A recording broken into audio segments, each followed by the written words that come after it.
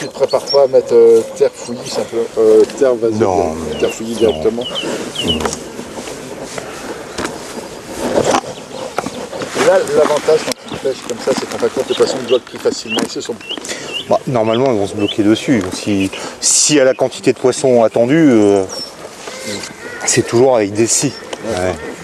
Non, on est bien d'accord. Moi, je suis venu là pour faire voir que tu prenais du poisson.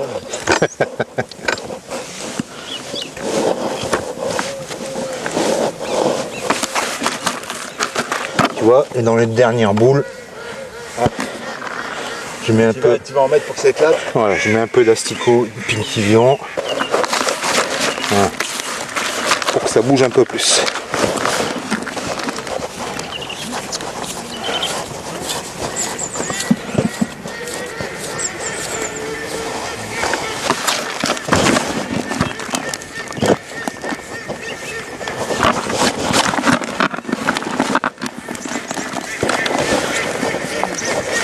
Voilà. Moi je suis prêt. Voir si la famille est prête. Attends. Bon alors Paolo, ça y est? Ouais, ça y est, tu vois, les cloches annoncent l'amorçage. Donc on est parti, il est l'heure. Il est, ils ont... Aucune idée. On dirait. C'est bon les gars? Allez, c'est parti.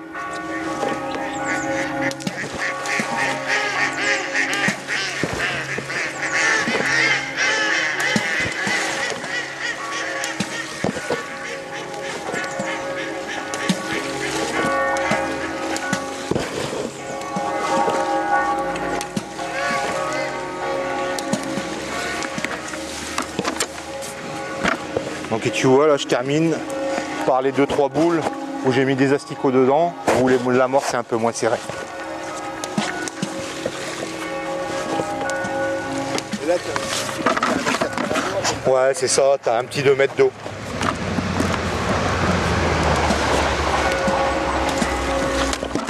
Voilà. Alors je sais pas si tu remarques, mais les canards ils sont quand même bien concentrés chez mon beau-frère. la pasta de canard qu'il a là. Ouais, je sais pas, c'est de la bolette canard à mon avis qu'il a pris.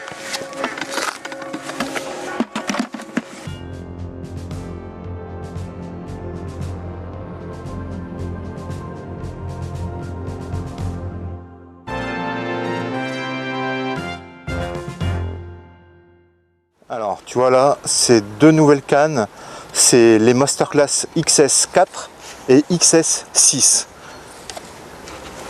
Donc dans cette série de cannes, on a sorti 2 modèles. Alors, ces séries de cannes, si tu veux, il y a quelques années de ça, on avait des séries qui s'appelaient les Masterclass X3, X5 et X7. Pardon.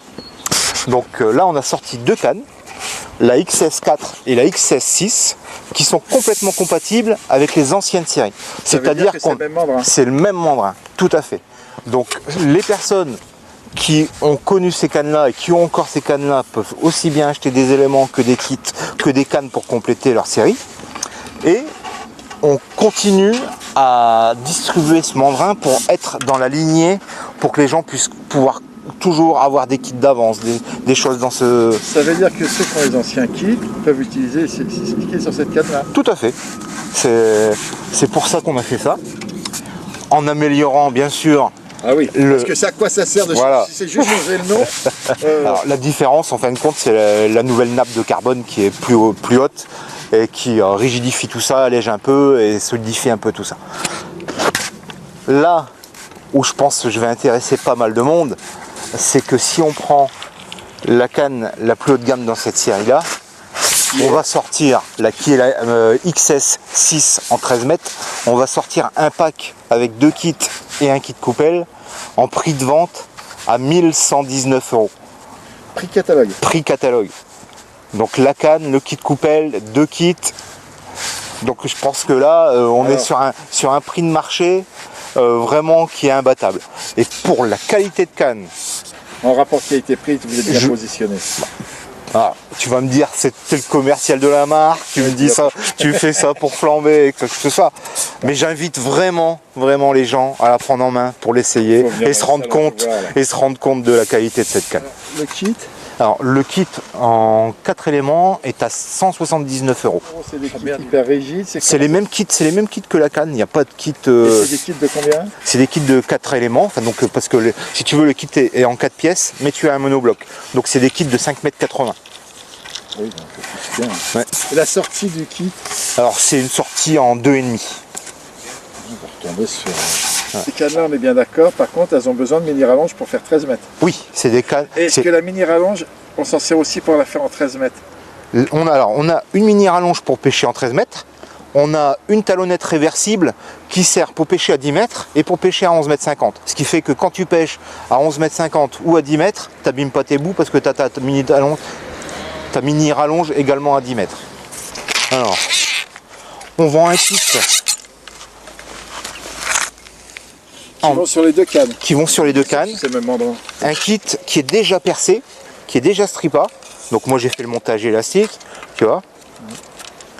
Donc, et ce kit en 2 éléments strippa, c'est un kit que tu vas retrouver à 50 € et qui s'adapte aussi bien sur cette série de cannes là, sur les XS4, XS6, mais également sur les anciennes séries de cannes, la X3, la X5 et la X7.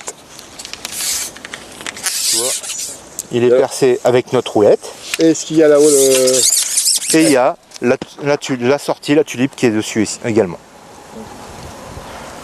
Donc c'est un kit qui est un peu plus fort et qui te permet pour des pêches, on va dire de rivière, de poissons un peu plus jolis en étang. Alors, ce que je vais te poser comme souvent, ce que je pose la question, parce que c'est le plus simple, combien en bas de ligne tu vas motoriser?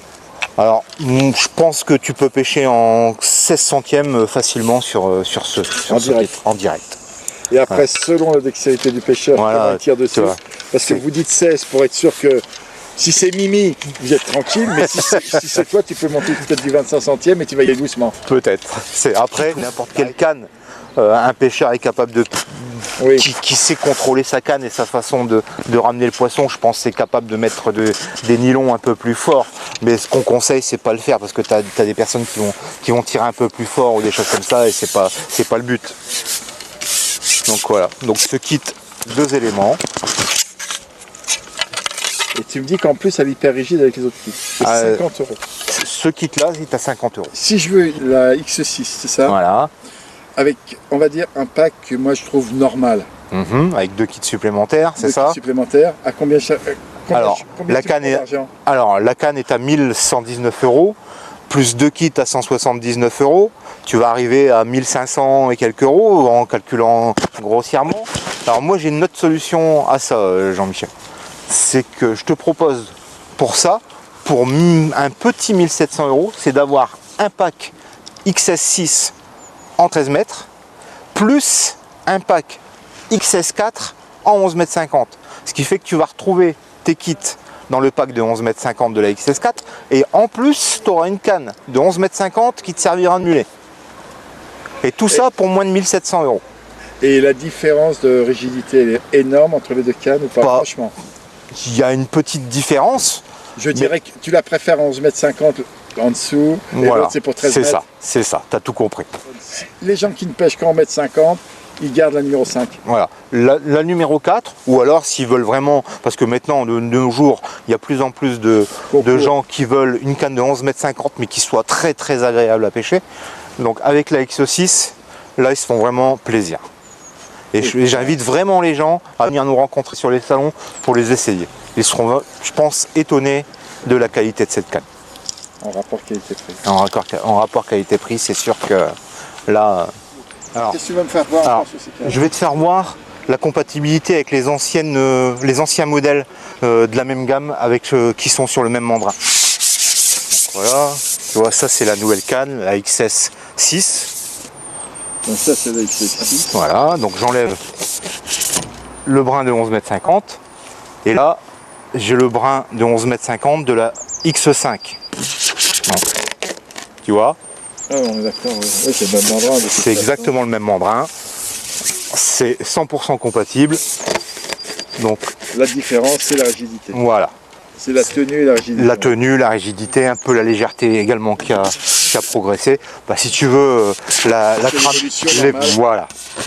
Donc ça veut dire que cette canne-là, grâce à ça, ils ont encore un SAV beaucoup plus long. Voilà, tout à fait. C'est que là, les personnes, si jamais il n'y a plus d'éléments sur cette série-là, on pourra adapter des éléments, des nouvelles XS. Okay. Ouais. Mais comment je fais pour me retrouver? Parce qu'après ça devient un Lego ton truc. Ah bah de toute façon sur la X6, tu vois, c'est bien indiqué, le kit est bien marqué XS6. Et sur la 4, XS4. Donc okay. Et c'est en bleu, voilà, ça fait un code couleur, voilà. Et c'est sous le vernis. C'est sous le vernis. Et ça c'est sur tous les bouts? Ça c'est sur tous les bouts. Ça c'est sur tous les bouts de canne. Et donc si on prend les deux, le pack tu peux pas intervertir les morceaux de canne, tu peux pas te tromper à intervertir ça. Pour moins de 1700 €, tu as les deux packs, les deux fourreaux qui sont là. Tu as la XS6 en 13 mètres en pack et la XS4 en pack également, mais en 11 mètres 50. Ce qui fait que tu as... Et tu as donc deux fois des mini rallonges? Tu as deux fois des mini rallonges. Et maintenant, est-ce qu'on peut parler du montage de tes lignes d'aujourd'hui? Bon, écoute, au niveau du montage, c'est assez classique. Tu vois, une plombée groupée avec une olivette coincée entre 4-5 plombs. Tu peux me donner les distances à peu près pour que mes copains et pêcheurs puissent copier? Oh non. Donc là, tu vois, tu as 5. Là, tu as un peu moins de 10. Et là, tu as 15. Donc ton bas de ligne, c'est un bas de ligne de 15? Là, c'est un bas de ligne de 15. Alors, 15, 12, 10 cm, qu'est-ce que tu utilises le plus? Est-ce que tu te prends la tête comme ça ou pas, toi? Alors, j'ai des petits bas de ligne, comme tout le monde, pour les pêches d'ablette ou les pêches ultra rapides. Est-ce que tu en as aujourd'hui? Ici? Non. Oui. Ah, voilà. Non. Tu es venu pour pêcher le gardon? Voilà, c'est ça. Alors, dis-moi, le petit bas de ligne? Petit bas de ligne pour les pêches d'ablette ou les pêches rapides, notamment lorsqu'on va au volcan, faire le master des volcans, des choses comme ça, où c'est vraiment des pêches ultra rapides, où on utilise des bas de ligne de 10 cm. En fait, ça détecte les touches beaucoup plus rapidement. Mais sinon, en règle générale, moi j'utilise... Quand le poisson est très mordeur, 10 cm. Voilà. Quand c'est une pêche normale, 15 cm. Voilà. Est-ce qu'il t'arrive pour le gardon de faire plus long Alors, ça m'arrive... En fait, moi j'utilise beaucoup, c'est 15 et 20. Okay. C'est mes deux longueurs de bas de ligne standard que j'utilise essentiellement. Alors 15 cm pour les gardons, pour les pêches un peu plus fines, et j'utilise beaucoup 20 cm lorsque je pêche les beaux poissons, les brèmes, les tanches, surtout en canot et étang, 20 cm je trouve que c'est vraiment la bonne longueur de bas de ligne. Parce que moi j'en entends qui disent 25, est-ce que ça va t'arriver donc dans ces cas-là de remonter les plombs pour que ça fasse 25? Ouais, ça c'est possible que je puisse remonter mon plomb de touche pour... Jusqu'à où, tiens? Il n'y a pas de limite, il n'y a pas de limite. Pourquoi? T'es capable de mettre un mètre? Ouais, c'est faisable. Il faut pas se... Ça t'est déjà arrivé? Est-ce que ça... Autant peut-être pas, mais ouais, le bas de ligne à 50-60 au-dessus, ça peut m'arriver. Ça peut m'arriver. En gardant ton bas de ligne de 20 et tu laisses tout après. Voilà, c'est ça. Donc ça t'oblige pas comme ça à monter les bas de ligne de 25? Ça t'oblige pas à monter les bas de ligne de 25. Il n'y a pas de grosse différence pour toi? Si, il y a peut-être une différence, mais disons que lorsque tu es au bord de l'eau, tu fais une compétition classique, tu n'as pas envie d'avoir 10 boîtes à bas de ligne derrière toi. Donc... C'est toi qui me les vends qui me dis ça? Ça je vais garder. Mais après, ça te permet aussi de monter que 2 ou 3 longueurs de bas de ligne. Donc et puis de jouer 15, 20. Voilà, après j'ai des bas de ligne de 40, j'ai des bas de ligne de 60. Mais bien sûr, quand je pêche en rivière, que je pêche des grosses rivières, que je pêche au plat, ou que je pêche à l'anglaise ou des choses comme ça, j'ai des bas de ligne qui sont plus longs. Ok, tu as une grosse boîte à bas de ligne pour les gros. Voilà.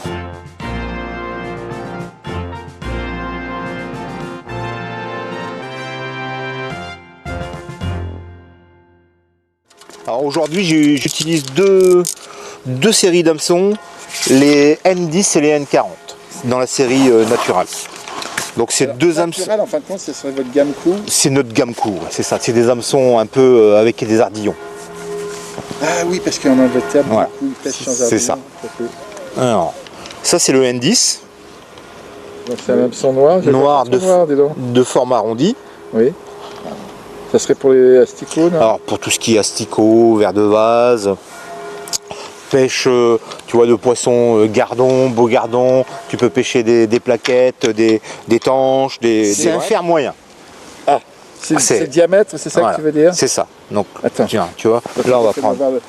Non, tu vois, je vais te faire voir. Je sais pas si tu le vois bien. Ici. Donc tu vois, je vais te faire voir le piquant de l'hameçon. C'est chimique? Je sais pas, pas. Fais-moi voir le piquant de l'hameçon. Tu vois comme on a piqué le verre de vase, et si tu peux voir, il n'y a rien qui s'échappe du verre de vase. Il n'est pas abîmé, rien du tout. Oui, il n'y a pas une goutte. Il n'y a pas une goutte de sang qui s'échappe. Oui, c'est une belle façon de faire voir. C'est un très beau piquant, tu vois. Okay. Alors, ils sont combien en 25 à l'intérieur? Alors, c'est des paquets de 15. Paquets de 15? C'est des paquets de 15. Alors, le Natural 10, il va de 22 à 14. C'est les tailles que tu préconises au-dessus, ça ne servirait plus à rien? Non, mais de toute façon, dans cette forme-là, ce fer-là, je pense que de 22 à 16, c'est quand même un hameçon qui est très bien.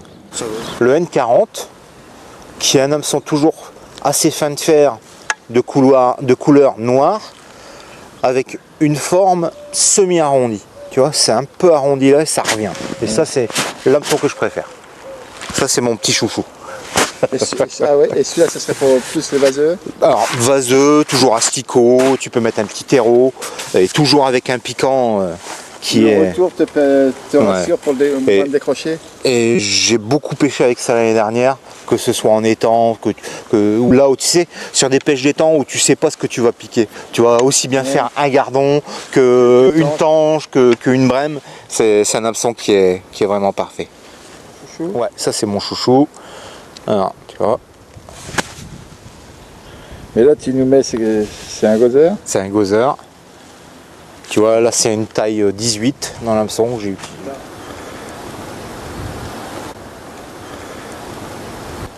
Donc ça c'est une taille 18 et tu as piqué à la tête. Voilà. Ta façon de piquer, c'est toujours comme ça? Ça varie. Ça varie énormément. Ah, ça varie en fonction de quoi? Écoute, si je le pique comme ça puis que je me rends compte que j'ai pas vraiment de touche ou alors que je loupe des touches, je change la façon de piquer mon asticot. Je peux aussi bien le piquer au milieu que le piquer par la pointe. On m'avait montré aussi. Oui, bien sûr. C'est tout sur des pêches où ça va vite. Tu te prends pas la tête à regarder où les deux yeux ils sont. Voilà. Mais sur les pêches où c'est compliqué, où les touches, où tu loupes surtout des touches, celle-là c'est important de bien présenter l'èche et de bien le piquer. Oui, ça peut être une des causes. Si l'hameçon est neuf, tu te dis c'est pas normal que je les rate. Et tu te prends un peu plus de temps. Voilà. Quand c'est compliqué ou que tu loupes des touches, là tu prends. Le vaseux c'est pareil aussi. Parce que moi on m'a dit que de temps en temps il faut le piquer au milieu. Tu peux le piquer au milieu, tu peux le piquer d'un côté ou de l'autre. De toute façon, lorsque tu fais, t'en mets plusieurs, quand j'en mets plusieurs, que j'en mets 3 ou 4 à l'hameçon, en général je les pique pas tous par la tête. J'en pique 2 par la tête et les autres j'essaye d'alterner là où ils sont piqués pour que la présentation ça fasse pas vraiment quelque chose de... Ça c'est l'hameçon que je préfère. Ça c'est mon petit chouchou.